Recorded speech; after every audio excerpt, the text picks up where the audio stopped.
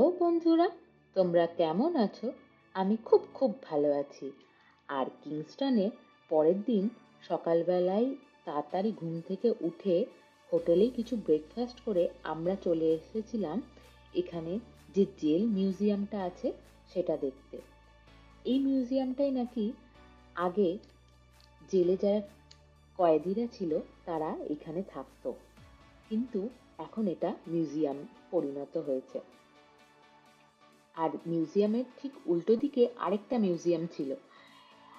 আর আমরা গিয়েই ওখানে টিকিট কেটে নিয়েছিলাম। অনলাইনেও তোমরা টিকিট কাটতে পারো, কিন্তু আমরা গিয়েই টিকিট কেটে নিয়েছিলাম। আমরা ভাবিনি যে আমরা এত তাড়াতাড়ি উঠে সবাই মিলে একসাথে টাইম মতো পৌঁছাতে পারবো। এখানে 3টে ট্যুর হয়, একটা 45 মিনিটসের, একটা 2.5 ঘন্টা আর একটা 1.5 ঘন্টার মতো। আমরা এখানে 45 মিনিটসেরই ট্যুরটা করেছিলাম। আর ভিতরে একদমই ক্যামেরা অ্যালাউ ছিল না, শুধু ছবি তোলা অ্যালাউ ছিল। ভিডিও করা একদমই বন্ধ ছিল, তাই আর ভিতরে ঢুকে ভিডিও করতে পারিনি। এইটা হচ্ছে অন্য মিউজিয়ামটা। তারপরেই আমরা কিংস্টন থেকে চলে গেছিলাম 2.5 ঘন্টা মতো দূরে অটোয়াতে, যেটা হচ্ছে কানাডার ক্যাপিটাল। আর এই অটোয়াটা কিন্তু ভীষণ সুন্দর সাজানো গোছানো। আমরা এখানে অনেক ভিডিও তুলেছিলাম। আর আমরা যখন গেছিলাম বেশ ভালো ভিড় ছিল। আর এখানে হাঁটাহাঁটি করতে করতেই পাশেই দেখলাম একটা গিফট শপ আছে। আমরা তাই এখানে কিছু কেনাকাটার জন্য ভিতরে চলে গেছিলাম। এই দোকানটা কিন্তু ভীষণ সুন্দর, খুব সুন্দর করে সাজানো গোছানো। আমাদের কিছু কেনাকাটা হবার পরে আমরা চলে গেছিলাম অটোয়ার পার্লামেন্টের কাছে। তারপরেই চলে গেছিলাম ওয়েস্ট ব্লক ক্যানাডিয়ান বিল্ডিংয়ের কাছে। এই বিল্ডিংগুলো সবই খুব কাছাকাছি অবস্থিত, 5-7 মিনিটের ওয়াক ডিস্টেন্স। এই ওয়েস্ট ব্লক বিল্ডিংটি পুরোটাই স্টোন, মানে পাথরের তৈরি। এটা কমপ্লিট হয়েছিল 1865 সালে।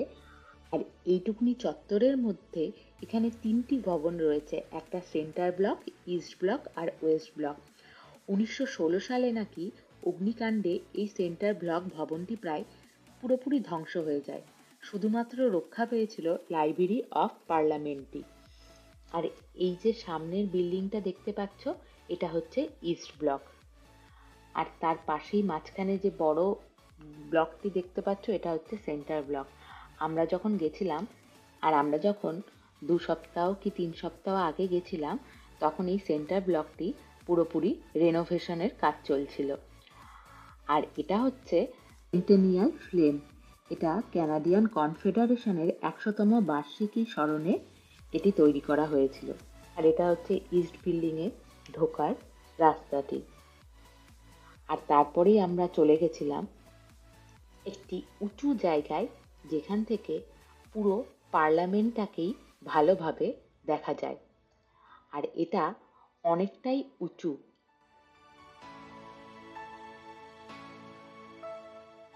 তারপরেই আমরা চলে গেছিলাম একটা টার্কিশ রেস্টুরেন্টে। আমাদের অনেকক্ষণ হাঁটাহাঁটি করার পরে ভীষণ খিদে পেয়েছিল, তাই এখন আমরা সবাই মেনু কার্ড দেখতে ব্যস্ত।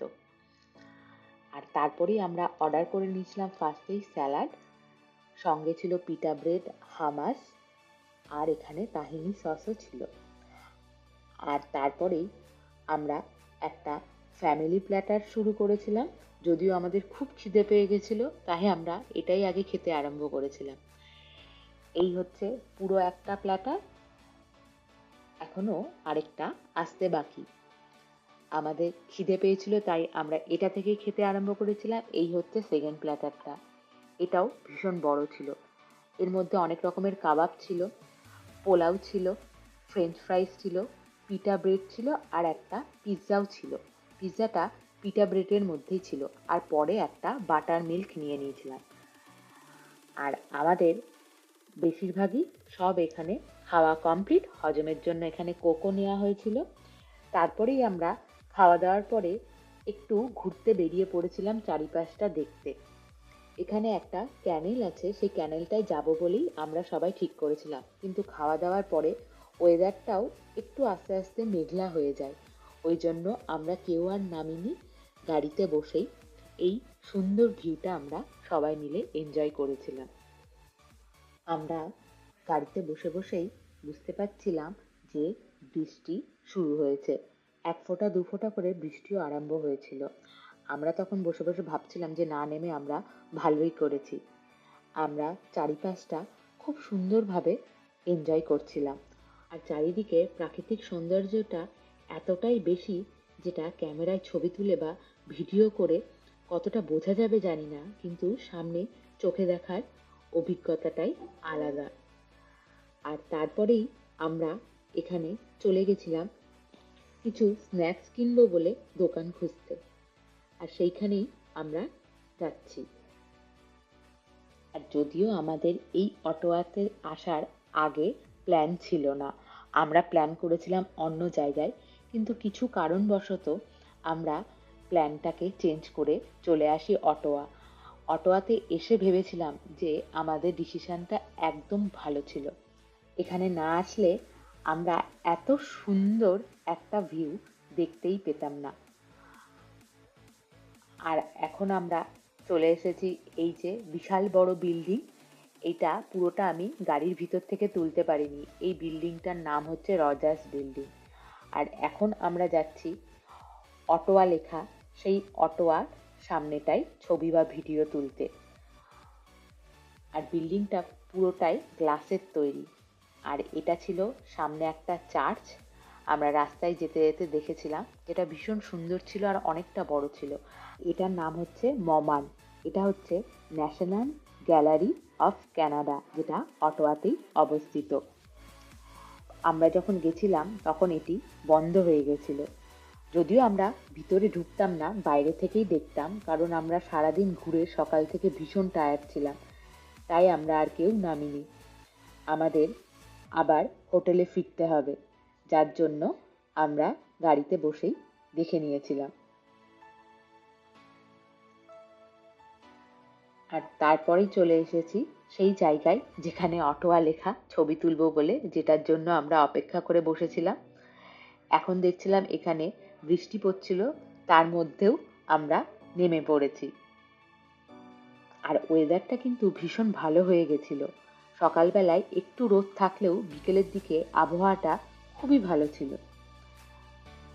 আর এই যে চলে এসেছি, আর এটা কিন্তু ফাঁকা পাওয়া খুব মুশকিল। আমরা কিন্তু ফাঁকা পেয়েই গেছিলাম ভিডিও করার জন্য। তারপরে আমরা হোটেলে ফিরে যাই। আজকের মতো ব্লগ এখানেই শেষ করছি। দেখা হবে পরের ব্লগে। তোমরা সবাই খুব খুব ভালো থেকো।